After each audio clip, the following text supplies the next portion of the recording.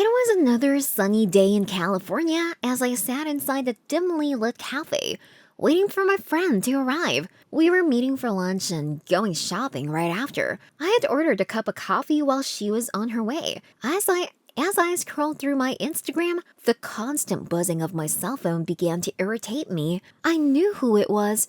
The random number that kept sending me texts in a foreign language. I had blocked over 13 different numbers, but after a gap of 2 days, I'd received the same type of text again. I gave up on ignoring, opened the chat, typed some profanities, and blocked the number. Just then, my friend Mila entered the cafe in a bright yellow jumpsuit. She walked towards me quickly and sat down opposite me. Delilah, hi! You want to tell me why you're causing yourself ugly wrinkles while frowning like that? It's those texts again. I should probably change my number. Only then will it stop. Again? I nodded my head and called the waiter over, and we ordered our lunch. I suddenly had an idea. I opened the chat again and copied all the texts and put them in a translator. The waiter brought our food, but I was so shocked. After reading the translation that I didn't notice, Mila scooted over to see it as well, and we both stared at each other in horror. The person behind the text knew about me and my personal life. It wasn't a wrong number. It was a stalker. I've told you before, you could just come to Dad and he will just fix it for you. Yeah, I might as well do that now. I'll come over to your house later.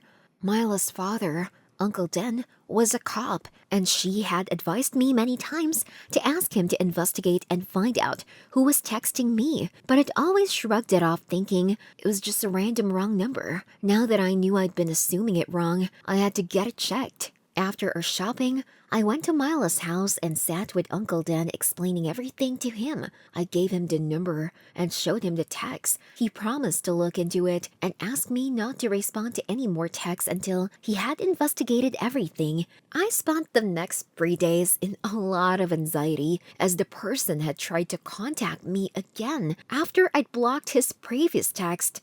As I was lying on the bed with my face down, thinking about all of it, my phone rang and it was Uncle Den. He asked me to come over to his house quickly. I left my house and drove to Mila's house. She opened the door, but she looked tense and simply went back into the house without greeting me. I entered the living room and saw Uncle Den sitting with a man who got up suddenly when he saw me. Uncle Den signaled him to sit down and then asked me to sit down as well. Delilah, this is Mr. Iago Boyle. He's the person who has been sending you the text. What? Why are you having coffee with him in your living room? Delilah, Mr. Iago here claims that he is your biological father. I stood up once. What? He said that? And you believed him? You've met my parents, Uncle. This man is a fraud. Delilah, calm down. Sit. Look at this. Uncle Dan passed me a few pictures and documents. It was my mother and Mr. Iago. He had his arm around her shoulder and they were both smiling. There was also a copy of my birth certificate which had the father's row left blank. I sat dumbfounded for a long time while everyone sat in uncomfortable silence waiting for me to react. Uncle Dan, how do we believe all this? So, what if he knew my mother? Delilah, all this I've verified personally. I've also arranged for both of you to have a DNA test today. For now, it does look like he's telling the truth. No! My voice was croaked as there were so many emotions running through my mind. I felt overwhelmed. Mila sat closer to me and held my hand. I'm sorry, I heard Mr. Iago whisper softly. I simply nodded without meeting his gaze. I'm too afraid. When do we go for the test? Whenever you are ready. Let's go. The drive to the hospital is increasingly awkward. I hold Mila's hand tightly the whole way and only let go when it's my time to be tested. Mr. Iago is so confident that he doesn't even look afraid of being wrong. After our test, we sat at the hospital canteen waiting for results. As soon as Uncle Dan got the call from the lab assistant, we rushed there. You both are 100% related. Mr. Iago Boyle is definitely the biological father of Miss Delilah Eden. The doctor announces confidently. He gives us the report and leaves. I sat down on one of the benches in shock. Mr. Yago came and sat next to me. He sat silently for a while and then took my shaking hands in his hands. Strangely, I didn't flinch. Instead, I felt comforted even though I had just met him a while ago. He took out his phone and spoke into a translator.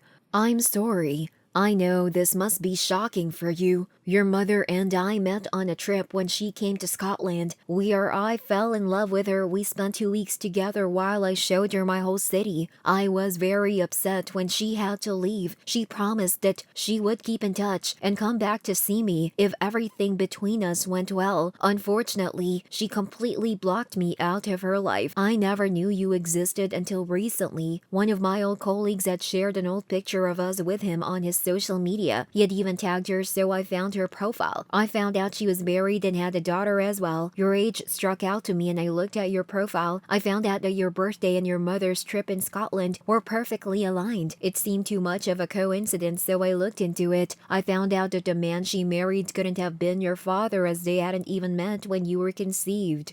I felt like I had been struck by some hot wind. My whole body felt heated, and tears fell from my eyes onto my hands. I had been lied to.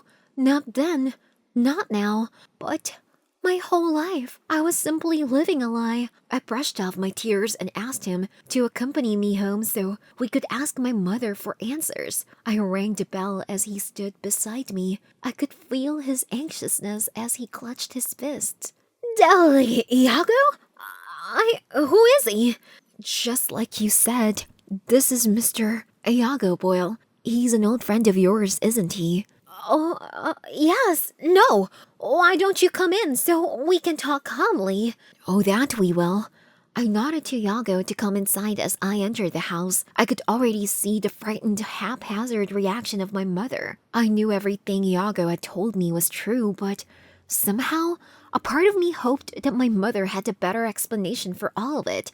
I sat down on her maroon couch and looked up at her, raising my eyebrows. So, Mr. Iago says he's my father. I didn't want to beat around the bush. I wanted the answers I deserved. Oh, honey, it's hard for me to explain and you wouldn't understand. Try me. Well, I met Iago in Scotland and it was just a vacation. He was a tour guide and I was a college student. I didn't mean to break his heart, but there was no match. Sure, we had our fun, but when I came back home, I was back to reality. It wasn't vacation anymore, but I found out I was pregnant. I didn't want to raise you with a tour guide from Scotland. That would be such a shame. You understand, don't you? So, you made your choices, but left me without any. It shouldn't have been your choice to keep me away from my father. How did you even think it was okay? Come on, Delilah. Did I not give you a good life? A good father? Can you imagine how the high society would have treated you, knowing that you were a tour guide's daughter? I did what was best for us. The high society? You think I care about all that? What about Dad? He just agreed to lie with you about being my biological father? Oh, he had a crush on me since high school. He agreed to lie to everyone. I always knew my mother was different, always concerned about her class and her image in the society, but I didn't know she could stoop so low. I just listened to her in shock as she babbled on. Look, Delilah, you want to have a relationship with him? Go ahead. Go to Scotland on a vacation. Have your fun. But let's just keep this mess between us. She brushed off a lock of her hair and glanced at Iago from top to bottom in disgust. Oh, about that, I've already invited Grandma and Grandpa, the whole family actually. I wanted to have a family dinner with all of us, including my father. I kept a hand on my father's arm and smiled at her sarcastically. No, there is no way. I always knew you had some of his low-class genes, but I thought I'd brought you up well enough to hide it. We are not having a family dinner. Just then, The bell rang and all of our family came into the living room. They all stared at Iago as he was the only stranger in the room. It took me a long time to explain everything to all of them. My grandfather was in so much rage that he just got up and slapped my mother in front of everyone. He apologized to Iago multiple times for my mother's mistakes. My dad, the one who had helped raise me, also found out my mother's true nature and why she had really married him. He really did consider me his daughter and loved me, but it hurt him to know that I was the only reason my mother married him. Our family was so disgusted by what my mother had done that they all shunned her, including my dad who divorced her. I went on a vacation with my father, Iago. He showed me all the pretty places in his city and also taught me some Gaelic while I taught him English.